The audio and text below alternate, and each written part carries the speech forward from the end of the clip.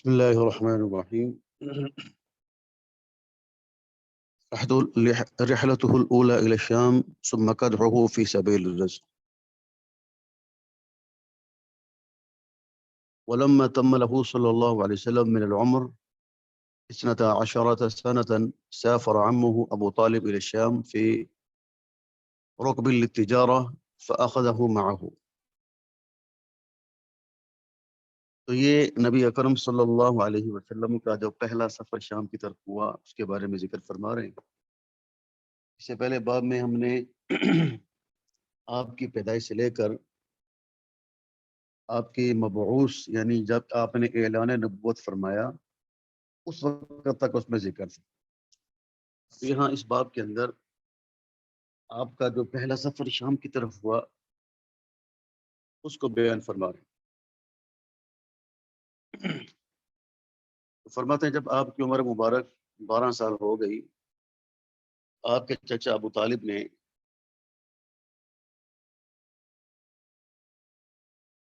ایک تجارتی سفر کیا شام کا، اور آپ کو بھی اپنے ساتھ لے لیا۔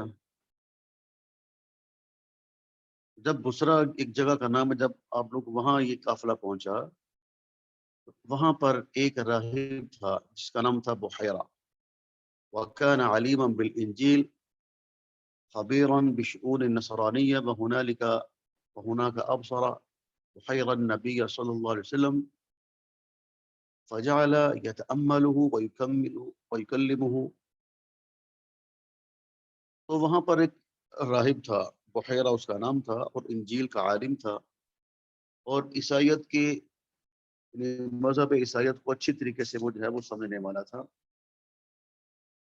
اس نے جب نبی اکرم صلی اللہ علیہ وسلم کو دیکھا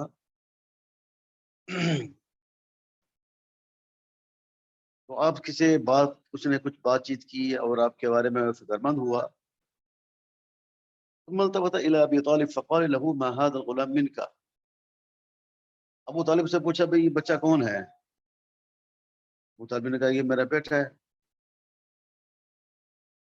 کیونکہ ابو طالب آپ کو اپنا بیٹا ہی کہتے تھے، محبت زیادہ تھی، بہت زیادہ شفقت تھی، آپ کو اپنا بیٹا ہی کہتے تھے۔ فقال له بحيرة ما هو بابنك وما ينبغي ان يكون ابو هذا الغلام حيا۔ بحیرہ نے کہا بھائی یہ تیرا بیٹا نہیں ہو سکتا، اور اس بچے کا باپ زندہ بھی نہیں ہو سکتا۔ فقال هو ابن اخی۔ ابو طالب نے کہا بھائی یہ میرا بھتیجا ہے۔ قال فماذا فعل ابوه فما فعل ابوه۔ تو کہا اس کا باپ تو مر چکا ہے، اس کے باپ کو کیا ہوا؟ ابھی یہ آپ کے یعنی ابھی آپ کی والدہ محترمہ ابھی آپ حاملہ تھی اور آپ کے والد انتقال کر گئے۔ بحیرہ نے کہا کہ تم نے سچ کہا۔ فارجع به الى بلده۔ اس کو آپ اپنے شہر لے کر واپس چلے جائیں، اور آپ جو ہے اس کی حفاظت کریں، یہود سے اس کو بچائیں۔ اللہ کی قسم اگر انہوں نے اس کو دیکھ لیا تو وہ اس کو تکلیف پہنچائیں گے۔ فإنه كائن لابن أخيك هذا شأن عظيم۔ اس لیے کہ آپ کا یہ بھتیجا ہے، یہ بہت بڑی شان کا مالک ہونے والا ہے، لہذا ابو طالب نے جب یہ سنا تو بہت جلد آپ کو لے کر مکہ لوٹ گئے۔ ثم أخذ رسول الله صلى الله عليه وسلم يستقبل فترة الشباب من عمره فبدأ بالسعي للرزق وراح يشتغل برعي الغنم۔ تو پھر نبی اکرم صلی اللہ علیہ وسلم نے یعنی جوانی کا جو ابتدائی حصہ تھا تو اس میں پھر آپ نے رزق کے کمانے کے لیے آپ نے جو مشغلہ اختیار کیا، آپ نے جو مشغلہ اختیار فرمایا وہ تھا بکریاں چرانے کا۔ اور پھر ایک موقع پر نبی اکرم صلی اللہ علیہ وسلم نے ارشاد فرمایا كنت ارعى الغنم على قراريط لاهل مکہ۔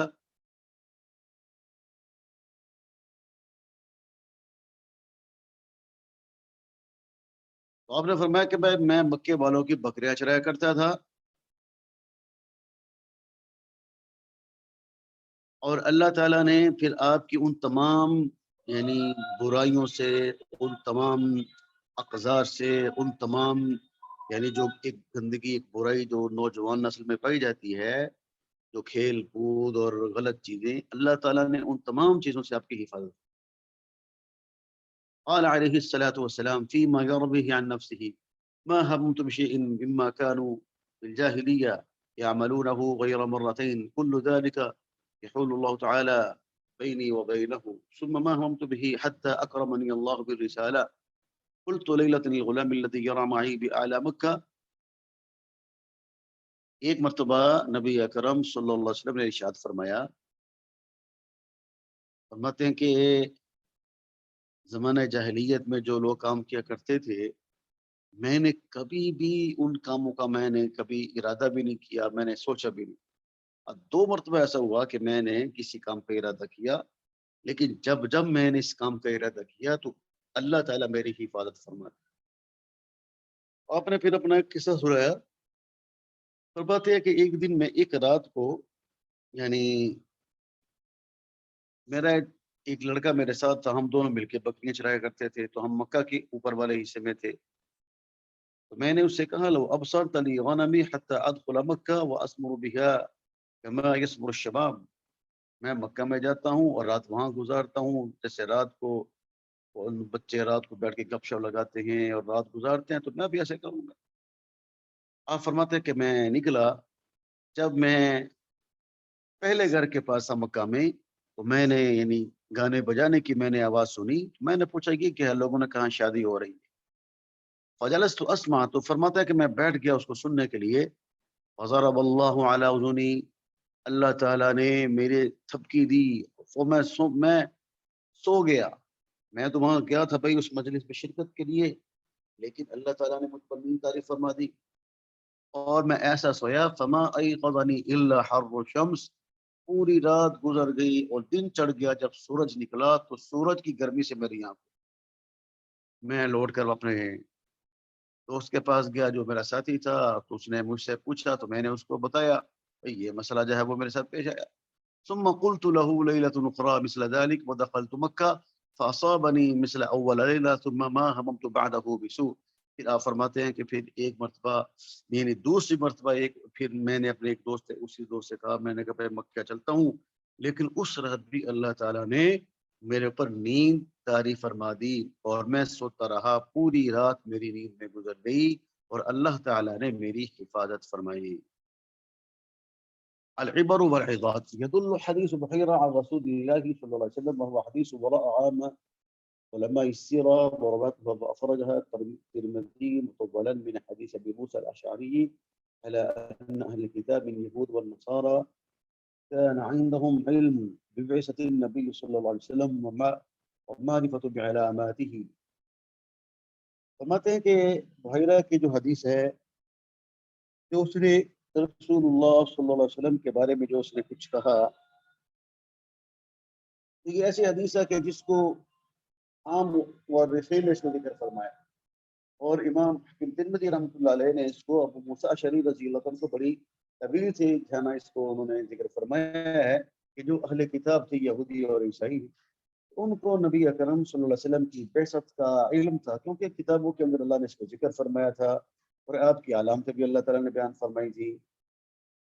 کیونکہ تورات اور انجیل کے اندر اللہ تعالیٰ نے آپ کی بعثت کی خبر اور آپ کے یعنی بیان، آپ کے دلائل کا بیان اور آپ کے اوصاف اللہ تعالیٰ نے جو ہے وہ ذکر فرمائے تھے.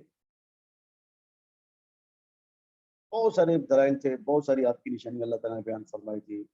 ومنها ما رواه علماء السيرة من أن اليهود كانوا يستفتحون على الأوس والخزرج برسول الله صلى الله عليه وسلم قبل مبعثه ويقولون إن نبيا سيبعث قريبا سنتبعه فنقتلكم معه قتل عاد وعرب. یہ یہودی کیونکہ عوالی مدینہ میں یہ لوگ آباد تھے، تو اوس اور خزرج یہ چونکہ بڑے قبائل تھے مدینہ منورہ میں رہنے والے، یعنی یثرب اس وقت اس کا نام یثرب تھا. تو جب کبھی ان کا آپس میں ٹاکرا ہو جاتا، ان کی آپس میں لڑائی ہو جاتی، تو یہودی اوس اور خزرج والوں سے کہتے کہ بھئی ہم رسول اللہ کی برکت سے ہم تم پر فتح حاصل کرتے ہیں، اللہ تعالیٰ سے دعا مانگتے تھے. اور وہ کہتے تھے کہ بھئی ان قریب ایک نبی آنے والا ہے ہم اس نبی کا اتباع کریں گے اور ہم اس نبی کے ساتھ مل کر ہم تمہیں قتل کریں گے جیسے کہ قوم عاد کو قتل کیا گیا۔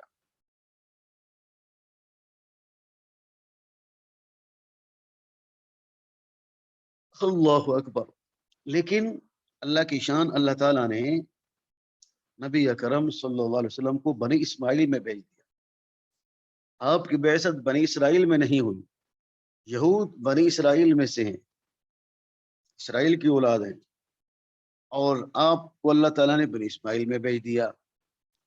اب جناب یہودیوں کو اتنا غصہ، اتنا، اور صرف اس بات کا غصہ تھا کہ بھئی یہ ہماری نسل میں کیوں نہیں آیا، اس کو بنی اسرائیل میں آنا چاہیے تھا، یہ بنی اسماعیل میں کیوں آ گیا؟ حالانکہ یہ اللہ تعالیٰ کے فیصلے ہیں۔ حسد من عند انفسهم، تو وہ جو حسد اور بغض تھا ان کو، تو اس کی وجہ سے انہوں نے آپ پر ایمان لانے سے انکار کر دیا۔ بہت کم لوگ ان میں سے ایمان لائے۔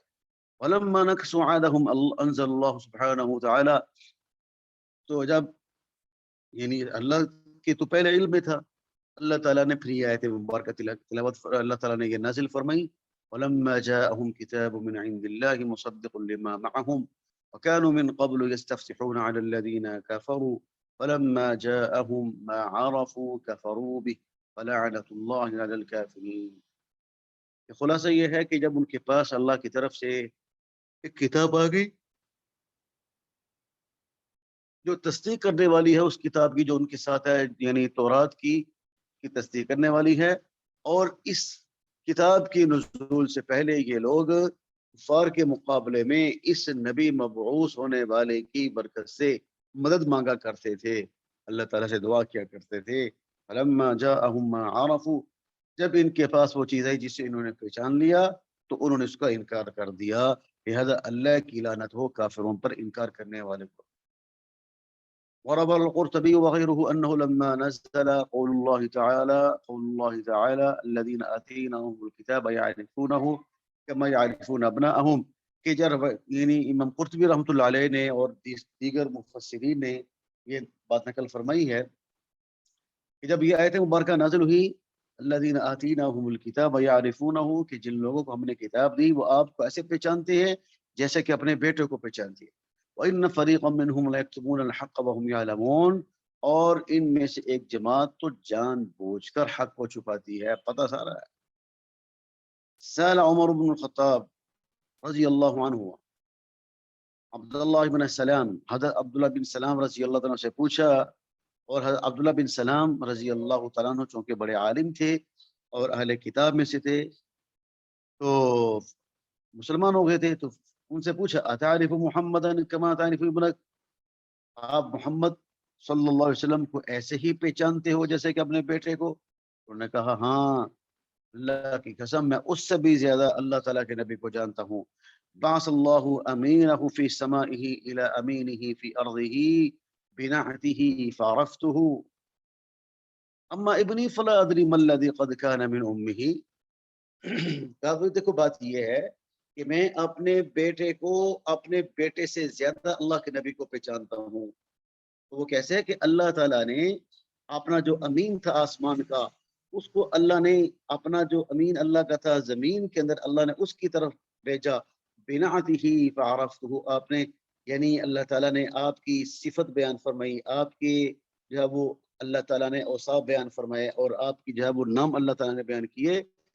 تو جب اللہ کا امین آسمان والا زمین والے امین کے پاس اس کو لے کر آیا، یعنی کہ جبریل امین یا اللہ تعالیٰ نے کتاب نازل کری موسیٰ علیہ السلام پر، تو ہمیں پتہ چلا تو اس میں کسی قسم کا شک نہیں اور یقین تھا کہ یہ بات سچی ہے۔ میں تو فرمایا تھا میں آپ کو پہچانتا تھا، لیکن فرمایا میرا جو بیٹا ہے، یہ جو انہوں نے کہا تھا نا کہ نام و اکثر، میں اپنے بیٹے کی طرح آپ کو پہچانتا ہوں بلکہ زیادہ آپ کو پہچانتا ہوں، اس کی دلیل دے رہے ہیں، کہہ رہے ہیں کہ دیکھیں لیکن جو میرا بیٹا ہے فلا ادری ما الذی قد کان من امہ،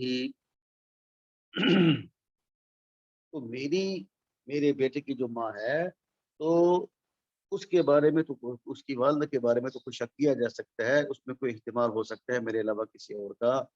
وَلَقَدْ كَانَ سَبَبُ إِسْلَامِ سلمان الفارسی، اور اسی طریقے سے حضرت سلمان فارسی رضی اللہ تعالیٰ کو جو اسلام تھا وہ کیوں مسلمان ہوئے؟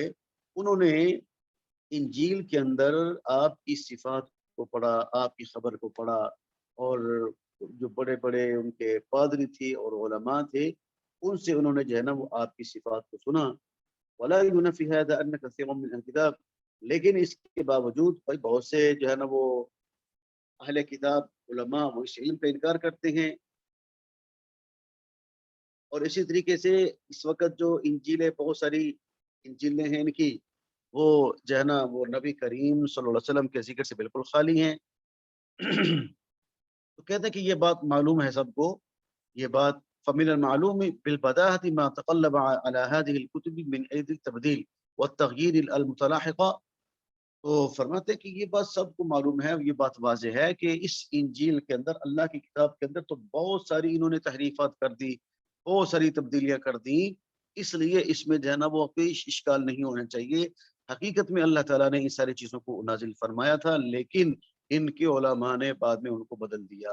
اور اللہ تعالیٰ خود قرآن پاک میں اللہ تعالیٰ ارشاد فرماتے ہیں وَمِنْهُمْ أُمِّيُّونَ لَا يَعْلَمُونَ الْكِتَابَ إِلَّا أَمَانِيَّ وَإِنْهُمْ إِلَّا يَظُنُّونَ وَوَيْلٌ لِّلَّذِينَ يَكْتُبُونَ الْكِتَابَ بِأَيْدِيهِمْ ثُمَّ يَقُولُونَ هَذَا مِنْ عِندِ اللَّهِ لِيَشْتَرُوا بِهِ ثَمَنًا قَلِيلًا فَوَيْلٌ لَّهُم مِّمَّا كَتَبَتْ أَيْدِيهِمْ وَوَيْلٌ لَّهُم مِّمَّا يَكْسِبُونَ. اللہ تعالیٰ فرماتے ہیں بعض ان میں سے بالکل ان پڑھ جاہل ہیں، ان کو تو کتاب کا علم ہی نہیں ہے، وہ تو صرف ان کی یعنی امیدیں ہیں اور ان کے گمان ہے، اور وہ صرف جب وہ اندازہ لگا کے بات کرتے ہیں، ان کے پاس تو علم کی ان کو ہوا بھی نہیں لگی. اور ہلاکت ہے ان لوگوں کے لیے کہ جو کتاب لکھتے ہیں اپنے ہاتھوں سے، پھر کہتے ہیں کہ یہ تو اللہ کی طرف سے ہے، اور مقصود کیا ہے لیشتروا به ثمنا قلیلا، دنیا کا تھوڑا سا مال حاصل کر لیں. وویل لهم مما كتبت ایدیہم، جو ان کے ہاتھوں نے لکھا اس پر بھی ہلاکت ہے، اور اس کے لیے بھی جو وہ کما رہے ہیں. اور پھر دوسری بات اس میں یہ آئی تھی کہ نبی اکرم صلی اللہ علیہ وسلم آپ جب وہ آغاز جوانی کے اندر جب آپ نے جوانی میں قدم رکھا تو ظاہر بات ہے بندے کی ضروریات ہوتی ہیں، کھانے پینے کی بندے کو فکر کرنی چاہیے، معاش کے بندے کو فکر ہوتی ہے. اما اقبالہ علی رعی الاغنام لقصد اکتساب القوت والرزق وفیہ ثلاث دلالات ہامہ. تو اس میں یعنی تین بڑے بڑے دلائل ہیں کہ آپ نے کیوں بکریاں چرانا شروع کی.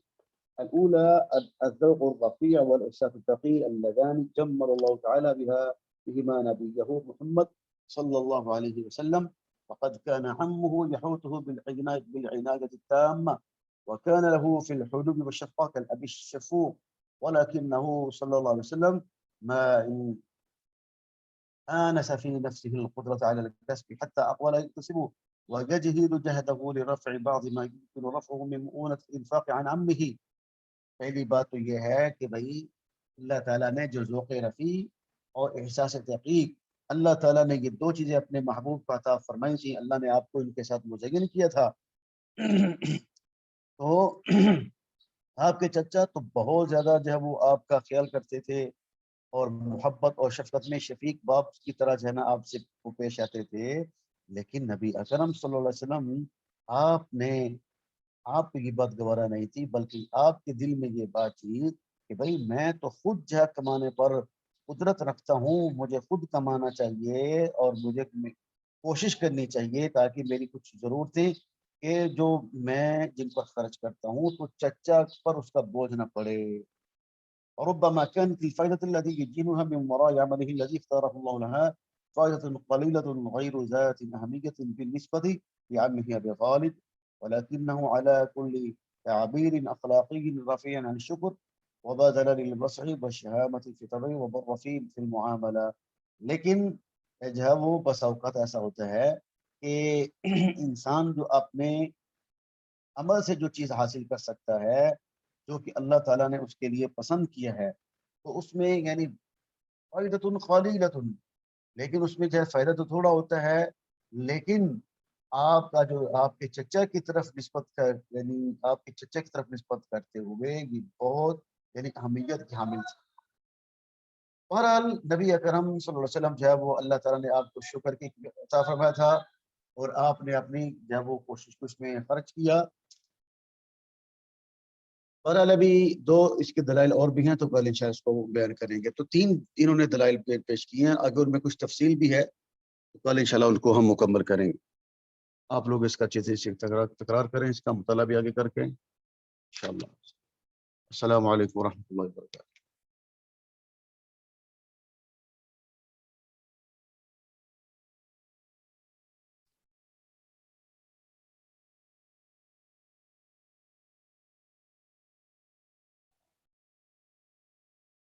ٹھیک ہے جمال صاحب.